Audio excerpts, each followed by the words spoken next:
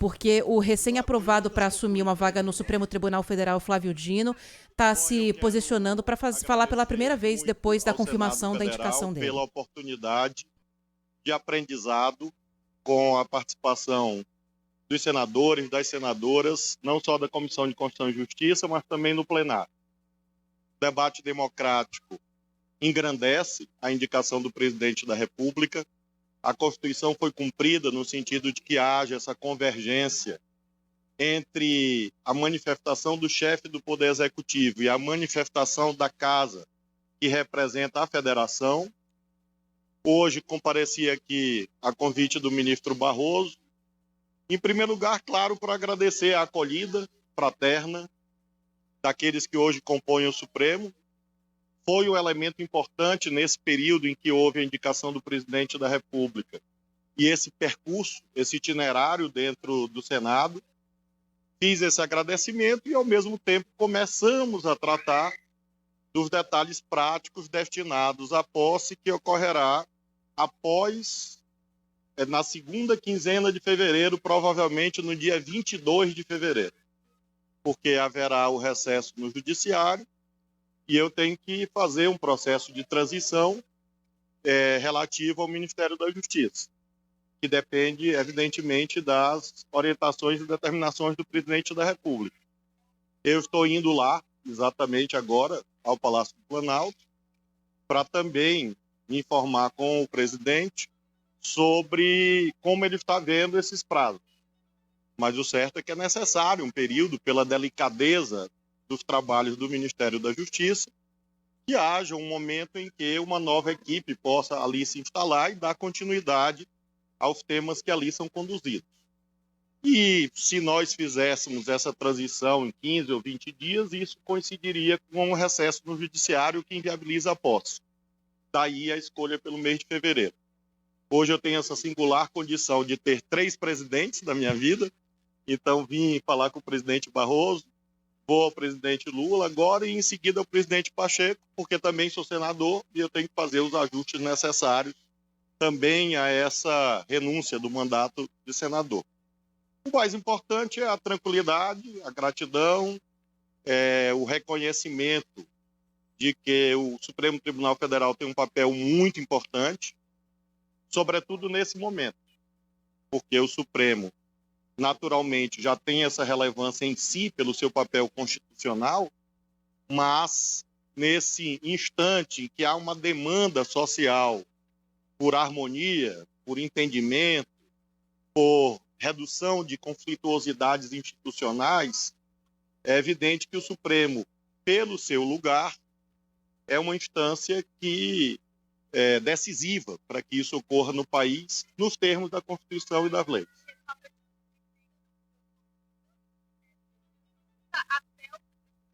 Estão fazendo perguntas para ele, por isso que o áudio ficou baixinho assim, porque só tem microfone para o ministro, para agora, ministro, né? Vamos lá. A ideia é essa, evidentemente que ele que decide, porque o cargo a ele pertence. Se ele decidir que essa substituição vai ocorrer hoje ou amanhã, claro que será feito.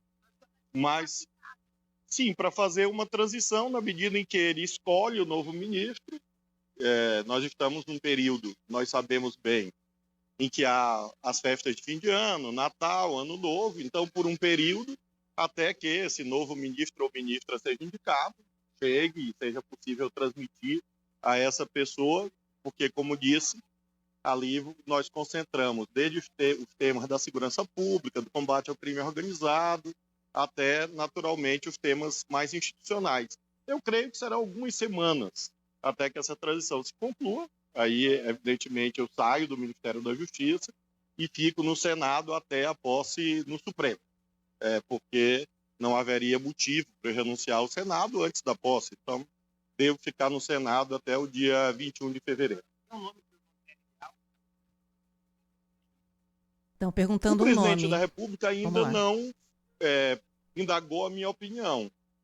E eu, como seu auxiliar até o momento, nesses meses todos, sempre agi como eu gostava que agissem comigo quando eu era governador. Ou seja, que me oferecessem várias alternativas. Porque o dono do governo, o chefe do governo, o comandante do governo é ele. Então, eu jamais faria, jamais fiz nesses 11 meses, quando havia um problema sensível, a apresentação de um único caminho. Eu sempre digo, olha, o cardápio é esse. No famoso 8 de janeiro, que todos vocês cobriram, quando houve a crise, quando telefonei a ele, eu disse, presidente, o cardápio é esse. Alternativa A, B, C e D. Se ele me perguntar, farei algo similar. Conheço bem o Ministério da Justiça, porque me dedico intensamente a todas as tarefas públicas que me são confiadas e, naturalmente, considero que é muito importante que o Ministério da Justiça mantenha certas prioridades. E é isso que eu levo em conta. Bom, então... Sobretudo a construção do Sistema Único de Segurança Pública. Mais uma. Que é o tema ao qual eu mais me dediquei. A lei do SUSP é de 2018. É a lei 13.675. Essa lei foi conduzida na época, na verdade, a tramitação legislativa começa no primeiro governo Lula. Portanto, houve uma tramitação legislativa de 15 anos. Quando a aprovação da lei, já foi no final do mandato do Temer, era ministro Raul Jungmann.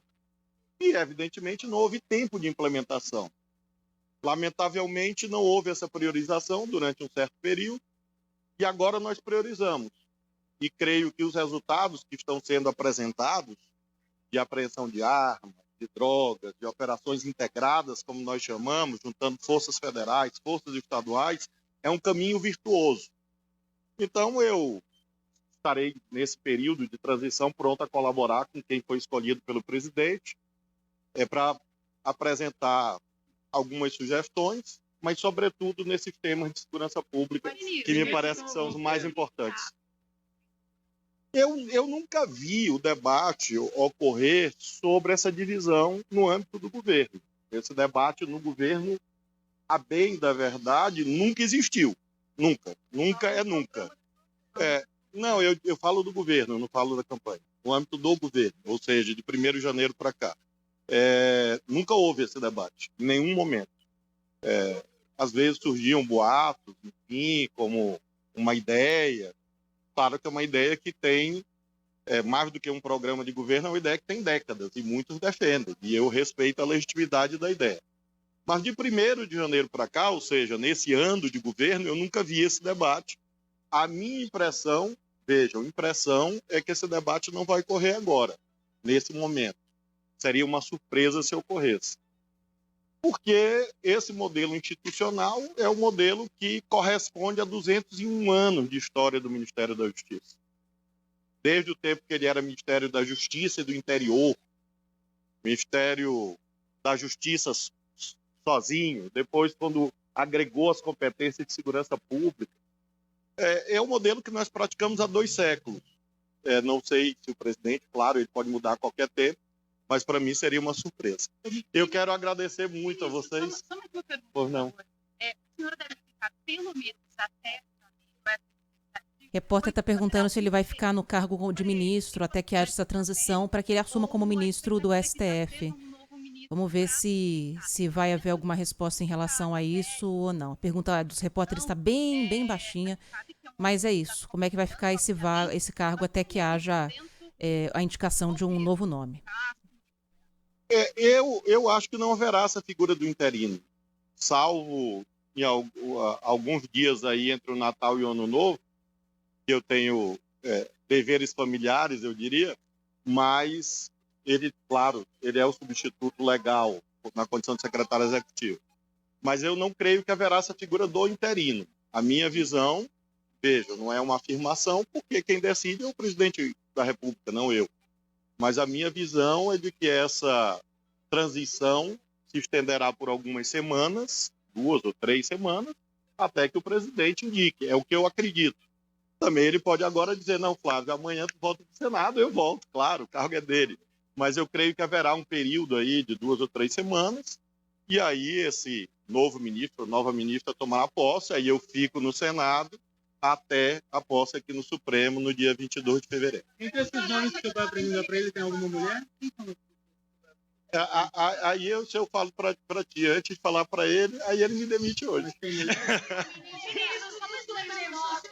Só mais uma pergunta. Não vai ter mais pergunta? Flávio Dino tá sorridente. Ah, como Tem não? algumas pessoas Vamos que lá. trabalham comigo que estão nesse momento fazendo esse primeiro reconhecimento, eu diria, né?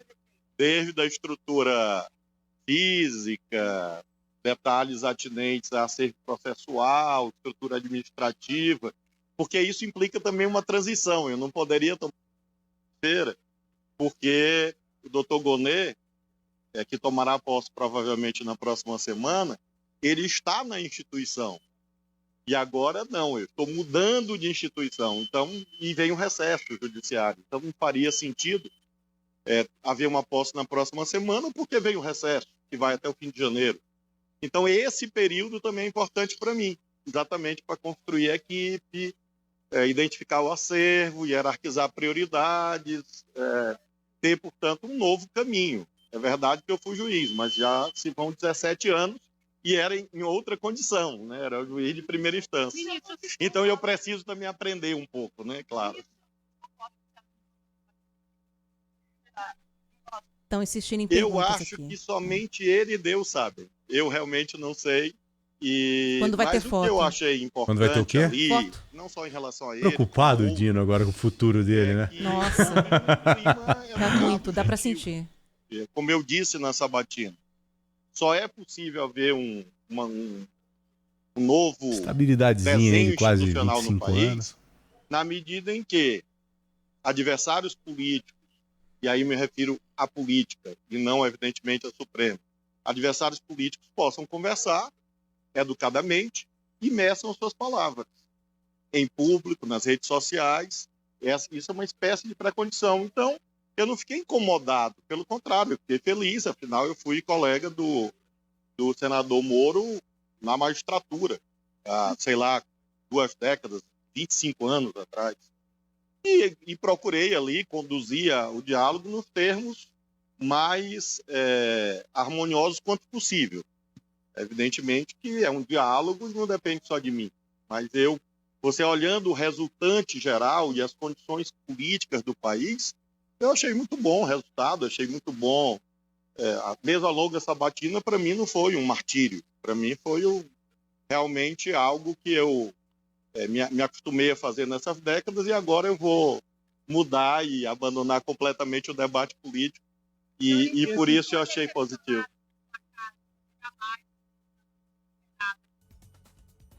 Olha, veja, eu brinquei o tempo todo que o meu time de predileção, que vocês sabem quem é, estava ganhando de 3-0 do Palmeiras e perdeu de 4-3 de virada. E depois houve outra, acho que com o Grêmio. Então, durante esse processo, eu dizia o tempo todo, pessoal, não vamos fazer 3-0, porque a gente perde de 4-3. E eu dizia, 1-0 basta. Então, essa vivência prática, eu diria, metaforicamente, e a compreensão... o Botafogo serve para formar caráter, né, como uma amiga minha diz. Então, eu dizia o tempo todo, basta 1-0. Além disso, eu estive na eleição do senador Pacheco como eleitor. Eu estava lá tomando posse como senador e votei naquela eleição. Entrou na parte do Botafogo, dificilmente vai sair alguma Botafogo, coisa muito maior. Botafogo, daqui a pouco campeão, só em 1910. a adaptação é essa. Mas antes da gente ir pro Repórter Bandeirantes, o que tem de mais importante aí foi o seguinte, né? Posse de Flávio Dino prevista para 22 de fevereiro do ano que vem. Por enquanto, não sabe de indicação do presidente Lula para o cargo de ministro da Justiça e Segurança Pública e disse também que não tem discussão sobre o desmembramento do ministério.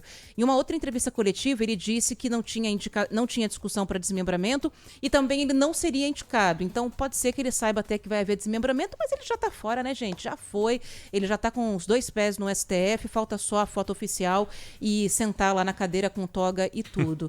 Perguntaram sobre o voto do ex-juiz Sérgio Moro, o senador Sérgio Moro. Disse que não sabe, só Deus sabe mesmo se ele votou a favor ou contra, porque o voto é secreto. Esse é Flávio Dino, que está sorridente, com uma expressão leve, conversando com jornalistas lá em Brasília.